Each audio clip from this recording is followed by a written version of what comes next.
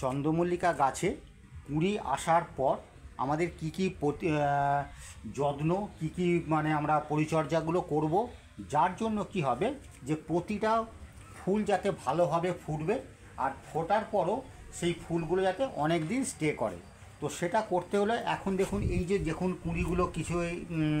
কুঁড়িগুলো just বেরিয়েছে, এখনকার পরিচর্যাটা একটু আলাদাভাবেই করতে হয়। তাতে কি হবে, এই ফুলগুলো ভালোভাবে ফুটবে আর কি হবে অনেক দিন পর্যন্ত স্টে করবে। তো এখন কি করতে হবে, এই যে ফুলগুলো কুঁড়ি এসে গেছে, কিছু ফুল দেখুন ফুটে গেছে, তখন এর পরিচর্যা বলতে এখন কিন্তু কোনো রকমভাবে গোড়াতে খোঁচাখুচিও করা চলবে না, আর কোনো রকম অন্য সার কিছু দেওয়া চলবে না। এখন এর মেন খাবার হচ্ছে লিকুইড খাবার দিতে হবে মাঝে মাঝে, তাতে কিন্তু গাছের গ্রোথটা ভালো থাকবে আর কোনো শেকড় কিন্তু নষ্ট হবে না আর ফুলগুলো কিন্তু অনেক দিন স্টে করবে।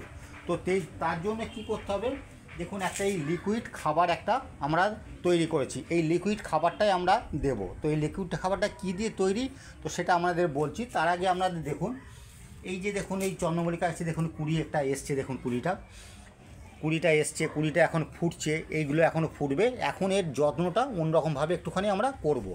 আর একটা কথা হচ্ছে এই যে ফুলগুলো দেখুন এগুলো ফুটে গেছে, যাতে এই ফুলগুলো অনেক দিন পর্যন্ত থাকে তার জন্য কি করতে হবে, যাতে দেখতে হবে। এখন দেখুন মাঝে মাঝে এত বৃষ্টি হচ্ছে, সেই সময়তে কি করবে, এই গাছগুলোকে একটুখানি শেডের তলায় নিয়ে চলে আসবে। কারণ হচ্ছে ফুলের ওপর জল পড়লে কিন্তু ফুলগুলো কিন্তু নষ্ট হয়ে যায়, সেই যে দিকটা কিন্তু সবসময় কিন্তু খেয়াল রাখতে হবে। আর একটা জিনিস করতে হবে কি, আপনাদের যে এই ফুলগুলো যে সারটা দেবো তাতে কিন্তু এই ফুলগুলো কিন্তু অনেকটা কিন্তু বড় হবে এবং অনেক দিন কিন্তু স্টে করবে। তার জন্য দেখুন এই একটা আমরা খাবার, একটা লিকুইড খাবার তৈরি করেছি, একটা লিকুইড।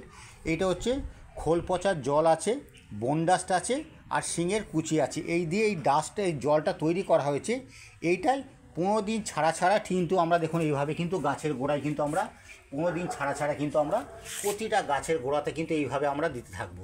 তাহলে কী হবে, গাছের গ্রোথ থাকবে।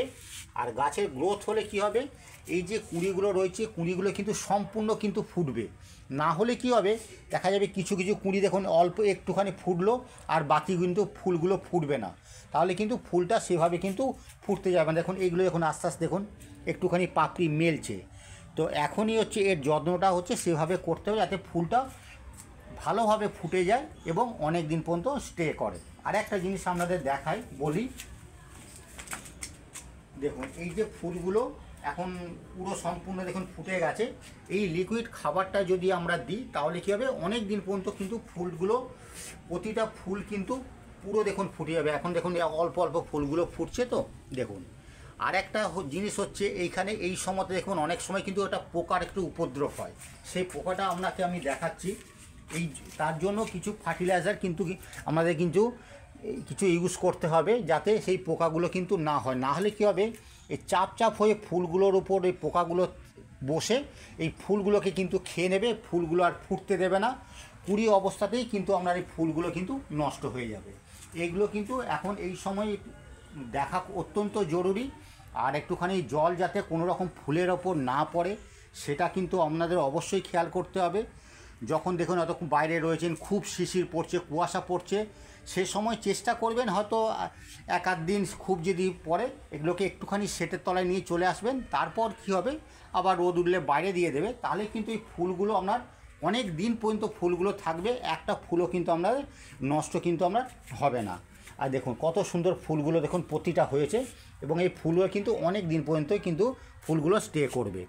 আর যে ফুলগুলো দেখুন এই কুঁড়িগুলো এখন দেখুন কুঁড়িগুলো এখন কী হচ্ছে, একটুখানি ফুটতে শুরু করছে, এগুলো ফুটে গেছে। এই লিকুইড খাবারটা যদি দিই, তার সঙ্গে সঙ্গে আপনাকে আর একটা খাবার বলি, দেখুন কুড়ি একটা ফার্টিলাইজার একটা আছে, আর একটা আছে আমাদের হচ্ছে পটাশ আছে। এই সারগুলো এখন হচ্ছে এগুলোই একটু দেবো।